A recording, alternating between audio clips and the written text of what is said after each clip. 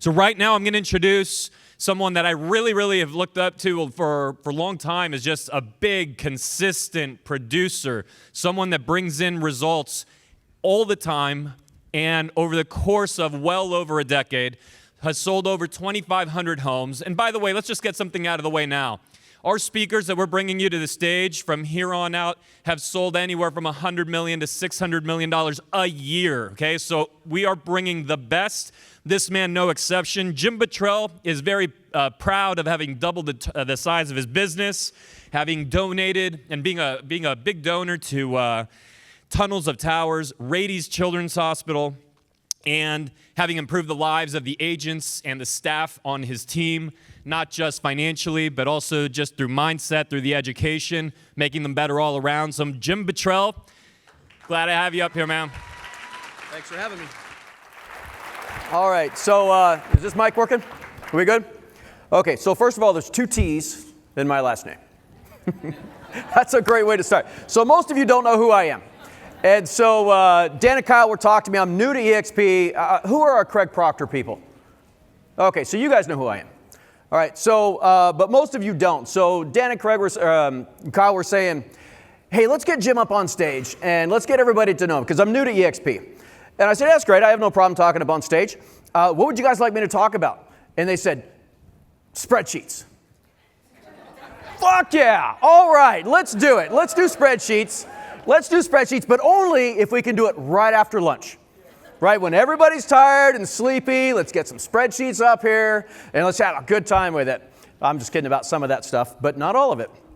Okay, so I will be talking about spreadsheets, but I'll do real quick. I'll talk about really what we're going to be talking about is if you don't have a business, does this thing work? How do we move to the next slide? You guys help me out there?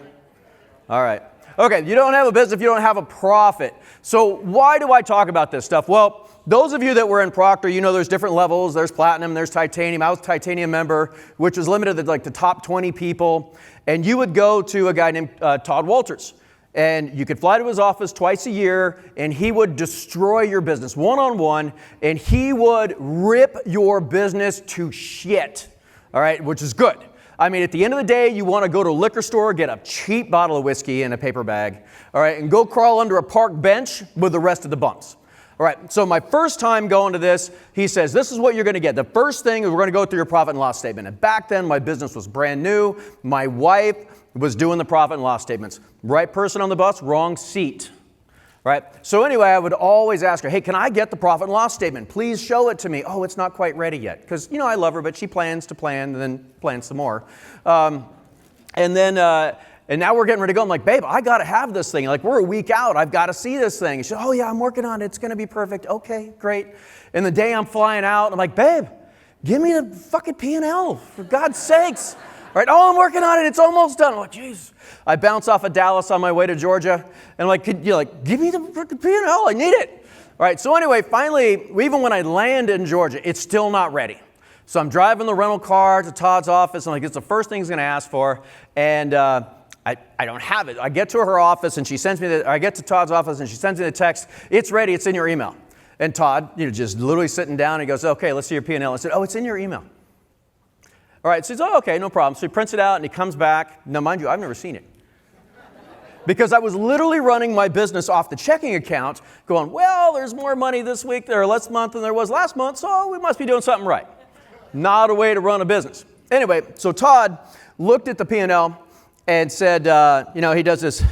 Those of you that know Todd, yeah, I don't know. And he hands it back to me, and he says, I really expected a lot more from you. Oh, God, on my back, it's like, oh, that was my mentor. And I look like a horse's ass. All right, that happens once. That happens one time. Ever since then, I got really good at the P&L because I will not be professionally embarrassed twice. So this is what this is going to be about. You don't have a business unless you have a profit.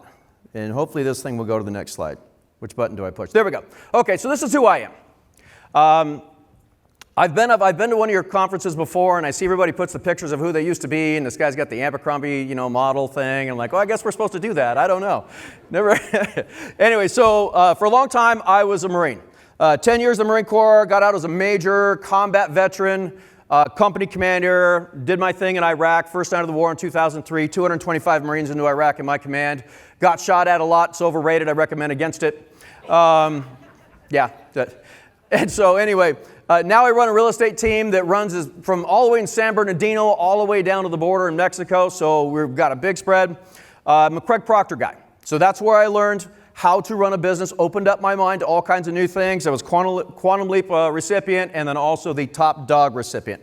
So now you guys know who I am. Okay. A business defined is something that can run without you.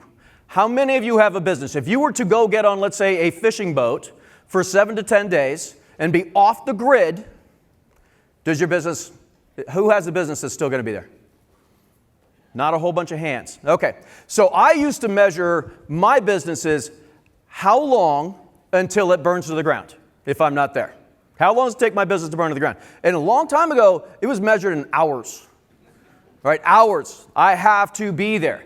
But I have learned to leverage people and processes to where I can go jump on that fishing boat for 7 to 10 days and I am off the grid and I come back and we've opened up escrows, we've closed escrows, we've taken listings, all the processes run. All right, now if you guys are in a situation where you don't have a business, most likely you just have a highly leveraged job. And oh, by the way, you're working for a maniac. Who's the maniac? You. I was that maniac. Man, I hated myself. That boss was a dick. Right. Oh, and by the way, one of the reasons I showed you guys the picture of me being a Marine is one of the side benefits for being especially an infantry Marine where you carry a 100-pound pack and a rifle, is you learn a really commanding use of the English language when it comes to colorful expletives. All right? And I was like, I don't know if I'm going to be cussing up there, but then Tina got out there and dropped a really good F-bomb. I'm like, fuck yeah, these are my people. They love this. I'm good. She got up there, I'm the first speaker. Fuck. I'm like, I love it. All right. So anyway, this will be just fine. All right. So Kyle started out talking about the honey badger. Right? You just can't take shit from anybody. You can't be afraid of anything. This is a picture that I saw, and I've actually framed it. It is in my office, and I absolutely love it because I don't always know how I'm going to win. But I know damn sure I'm not going to lose. Right? And that has to be the mindset of the business owner because people will come at you. You've got to understand the more successful you get, the bigger that target is on your back. It will come from everywhere. Now, I'm going to tell you a little story. We have a saying in my company called It's Just Wednesday. Now, way back when, I was at a titanium session. It was a Wednesday. I have my assistant who's with me, and it's limited to 20 top people in the entire Craig Proctor organization. So these are big people, big teams doing 1,000 deals a year, stuff like that. And we have our first break.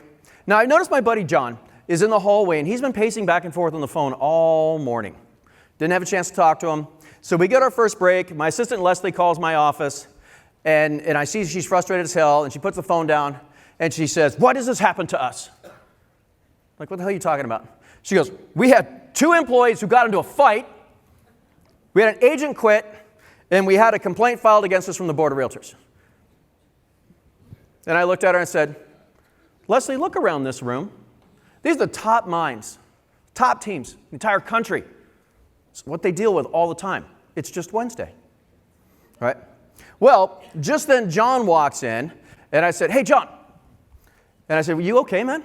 And he spins a chair, and he sits down, and he goes, "Yeah, this is my morning." He says, "I had an agent quit. I had a staff person quit.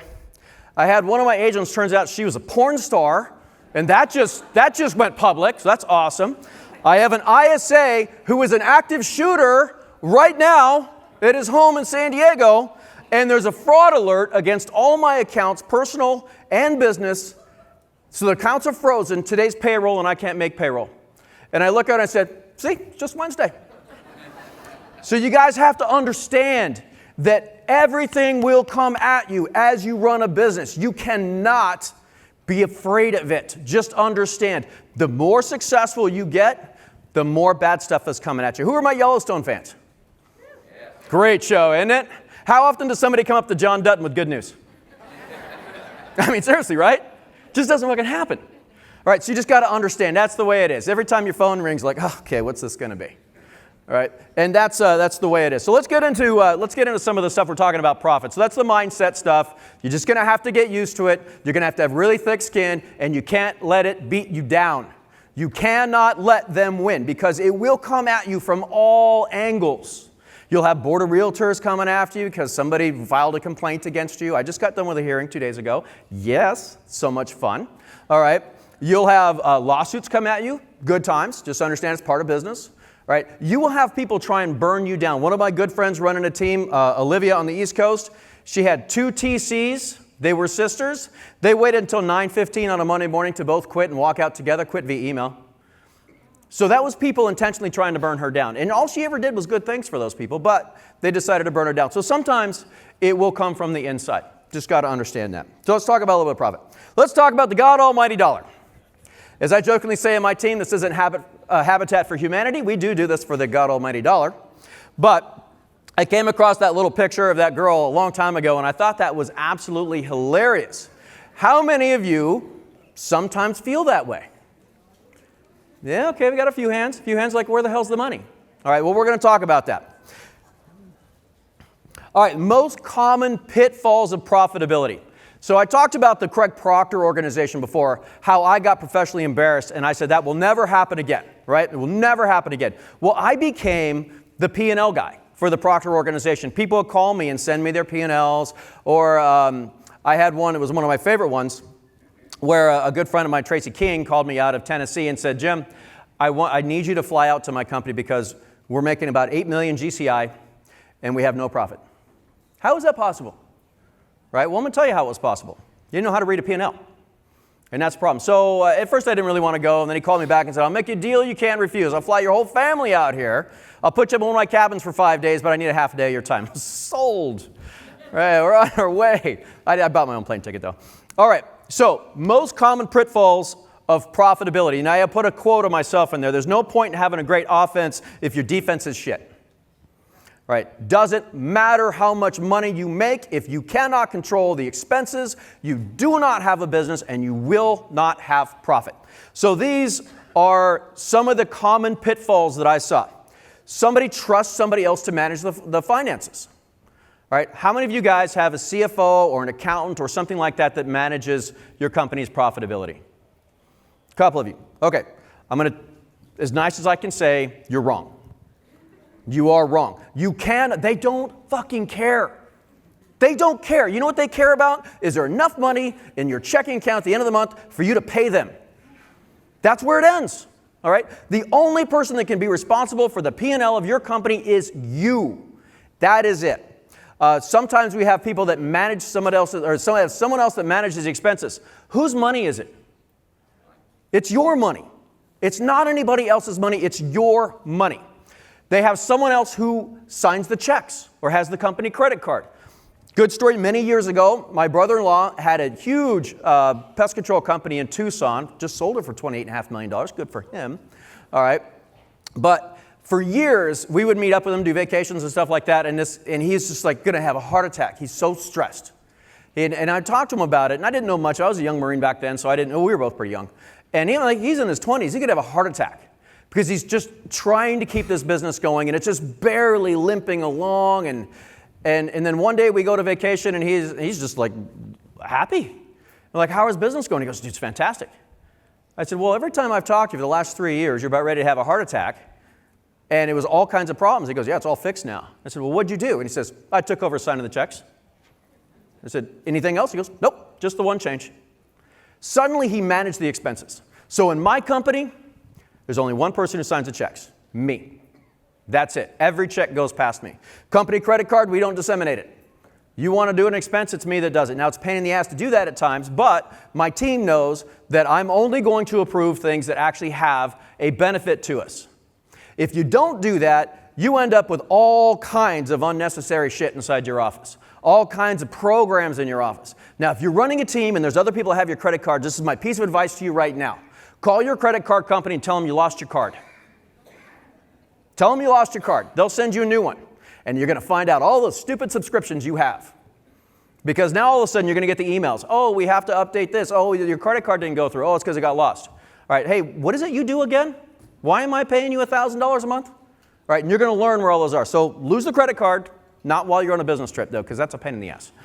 All right. Another thing that I saw is people that are high I personalities.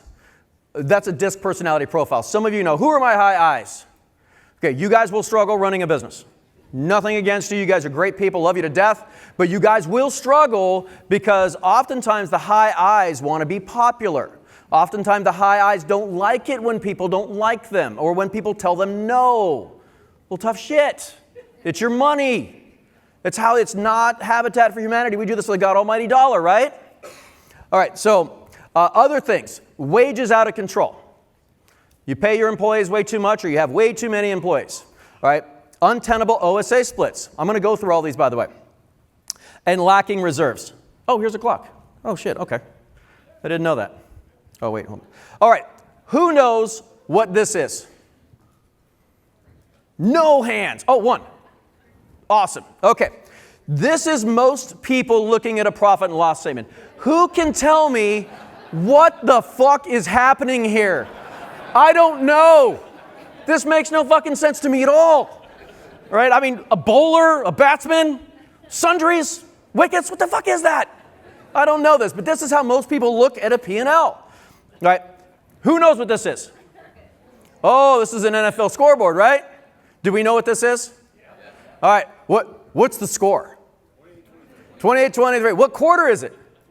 Holy shit, we can read this. This makes sense. So what I'm going to do, if I knew how to go backwards, I would, but I don't. I'm going to take that other bullshit scoreboard that I don't know what the fuck that was. I'm going to turn that into a P&L, and I'm going to turn it into an NFL scoreboard. In fact, I'm going to turn your P&L into something simpler than an NFL scoreboard. You guys ready? Okay. Oh, it hit twice. Can we go back one? Maybe it didn't. Oh, it's all skewed up. Okay. Well, when I sent this to him, this was all nice and aligned. It looked pretty. Doesn't anymore. Okay, P&L, you're going to break things down into 4 categories and 4 categories only. Cost of goods sold. And I'm going to go through what goes in each one of these sections. All right, so take a picture of it, write it down, whatever it is, because I'm going to refer back to it. And we're going to come back to this slide and the next one also at the end just to reaffirm everything. Cost of goods sold cannot be more than 50%. Wages, target 12%. Advertising, marketing, 12%. Other expenses, 8%. If you do that, you'll have about an 18% profit margin. That is with you not in production, meaning you don't sell anything. You sold 0 houses. It is completely on your team. You have a business. You can jump on that fishing boat for 7 days, and you're going to come back home, and you're going to make 18% profit off of the gross. Now, that does change. At the beginning, it's going to be lower, and then as you get bigger and bigger, it'll get higher because you'll hit what's called a tipping point.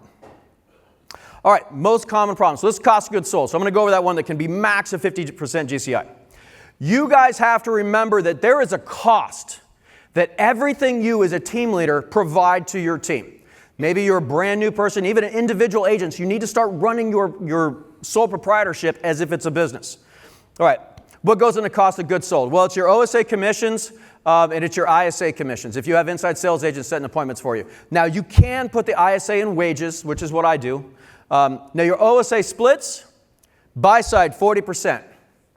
That's what your agent makes. List side 35%, SOI anywhere from 50 to 75. They usually start at 50% and they can go up to 75. Jim, how can you possibly get an agent to work for this? Right? You got that question? I see people nodding their heads. Yeah, it's easy. Don't worry about it. You just talked about what would you rather have? What would you rather talk about? Commission splits or net income? That's when they ask. Well, I can't possibly work for this. This is the script. All right, how much money do you want to make next year? All right, and they'll always say $100,000, which is weird. Okay, so if I can get you in a system where you net $100,000, like that's in your pocket with no expenses, and the split was 99% to me and 1% to you, would you be okay with that? They'll hesitate and they'll nod and say, yeah, okay, $100,000. I said, great, our splits are much better than that. You're going to love them. That's it. That's how you stop it. All right, now we do adjustments down. So if it's radio, TV, billboards, newspaper, high expense things, we actually adjust those down 5%. So the buy side's 35% and list side's 30%. There is a cost to everything you do. All right, wages, 12% of GCI. This is gross commission income, wages, 12%. That's what you should target at. As your team gets bigger, this is very hard to keep this one at 12%, by the way, and I struggle with this one really, really hard. employees' salaries and bonuses, benefits, ISA salaries and bonuses, your salary as a CEO, because you have to think about it. I would have to hire a CEO to run this company, therefore it is an expense to the company, even though it goes into your checking account. This is how you measure a business, so it is very important to do it that way. Marketing and advertise, 12%. Big teams will run higher, and that is how you start to leverage things up. You can do what's called a surge, where you say, okay, I'm going to start spending a lot of money. I'm going to blow this 12% out of the water, but the GCI, the revenue, has to catch up. And if it doesn't, then you're going to have to knock it back down. Now, big teams will run around 14, 16%. I know Dan's is pretty high. Mine is always too low. I can never get mine to where I need it to be. But anyway, everything that goes into marketing, advertising, all your lead gen expenses, photography, mailers, postage, distribution, printing, signs, websites, YLOPO, things like that. Anything that generates lead goes into marketing and advertising. This is just your part, because hopefully you have vendor support paying for about half of it. All right, but that's just your part. Miscellaneous. This is everything. It's very important, and I think I beat this down pretty hard. It is the owner and the owner only that must look at your expenses, because your expenses is where you make a profit or you don't make a profit. The GCI, if you're good, that's the easy part. It's the expenses is what's going to bite you in the ass. So you have to be very, very careful with that. And I'm running out of time, so I'm going a little fast. All right, P&L percentage. Now, we saw this slide once before, right? 50% max for cost of goods sold. Now, wages, 12%, advertising market, 12%, miscellaneous 8%. In the corner there, this was mine from 2022. Cost of goods sold was 40.2%. So that's what I paid the agents out of the gross commission to the company. All right, that's a good number. However, wages sucked, 23.3%. Now, there's a couple reasons for that. One is I include my ISAs and my salary in wages. All right, so that's going to push it up some, but it was still too damn high. So, especially in the market we're in right now, you have to look at your expenses. Wages is a big one. Advertising and marketing, 8.1%. That was too darn low. But I will tell you, I have a tremendous amount of vendor support, so you can double that number. Because I get my vendors to pay for a lot of things, all RESPA compliant, which isn't that easy to do, but you do it RESPA compliant. Because remember, when you get to be a big team, you got that target on your back, right? So everybody comes after you. Just get ready for that. And then the other was 5.8%. Why was it so low at 5.8%? Because I'm the one who looks at the expenses. All right. And a net profit of 22.6%. So that was good. Year before, 2021, you guys remember how good 2021 was? God, if you couldn't make money in 2021, you just needed to go do something else. Go wash cars or something, all right? Because real estate's not for you if you couldn't make money in 2021. 2022 was great until June. All right, and it kind of sucked, right? All right, so this market from June all the way through the end of this year and probably into spring of next year, it's going to be really hard. Because you guys got to understand, there's only going to be about half as many transactions this year as there was last year. And last year was down from 2021. And it's not going to level out until half of the real estate agents get out of the business. Now, you guys are here. That is good because you guys are going to make it because you're taking the time to come here and improve yourself. And that is a big deal. Do most agents do that? Now think about the last guy that was just talking. The heaviest weight at the gym is the front door, right? Or how do you start your day? Do you start it out by doing a task or do you look at ESPN online? What does the average agent do? Like ESPN is like that was a big deal for them to even get that far. All right, those are the ones that are going to leave. They're going to suck up half the business is what they've been doing historically, but they're going to be gone. We have to endure until spring of 2024. You have to get through it. Right? Now, reserves, hopefully you saved your money in 21 and 22. Don't be those agents or those teams that have a great month and go fly private to Hawaii and all this other shit. I have had agents on my team that have made $60,000 commissions in a month as an agent with no expenses. In the very beginning of the next month, call and say, hey Jim, can I get an advance on the next escrow I got? Like, dude, you just 60 grand last month. That was, I mean, that's a lot of hookers and blow, and I guess the rest of it you just wasted. Like, I don't know. Don't be one of those people. Run a very steady life, Run a very steady life. It doesn't matter the ups and downs. If you put yourself on a budget, and all those great months, they go into savings. They get put aside for a rainy day because we got a lot of rainy days coming ahead of us until all those other agents get out of the market, which they will. Spring of 2024, we are off to the races, and it's going to be really exciting. I can't wait. You just got to get through it. All right, remember, I already showed you this slide. Most common pitfalls of a profitability is you aren't managing your expenses. You're trusting someone else to manage your expenses. Like, okay, I'm going to have this other person make sure I'm making a profit. They don't care. They don't care. And also, don't let anybody have your company credit card, and don't have anybody have your company checkbook. Don't have anybody with signing authority. Those are big problems. All right, so I got about 2.5 minutes left, so I had to go kind of quick. Usually when I do Proctor, they're like, hey, go up there for an hour, hour and a half. I'm like, I got 30 minutes? All right. Anyway, I hope that spreadsheets, at least we weren't doing it after lunch, right? Okay. I have about 2.5 minutes. Anybody have any questions? No? Okay, back there. The what? RESPA compliant? You want me to explain that? Not on stage, buddy. Hell no. You want to talk to me afterwards? I'll help you out. But not on stage. No way. Okay, back in the corner. Yeah.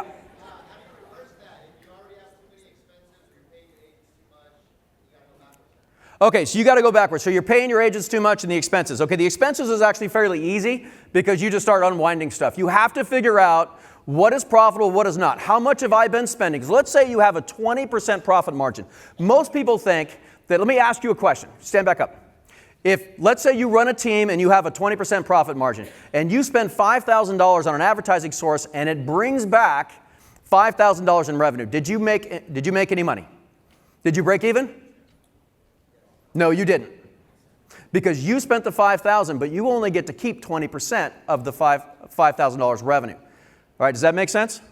Okay, so anything you spend money on, if you have a 20% profit margin, you have to bring in 5x the revenue for every dollar you spent to break even.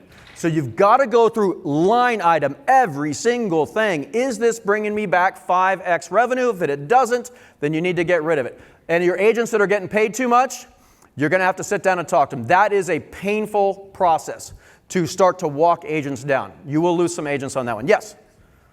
Where do you put the referrals, like when you pay out referrals to other agents, Zillow, HomeLight, where would you put that in the P&L? Well, the HomeLight and the Zillow comes off the top before you ever receive it.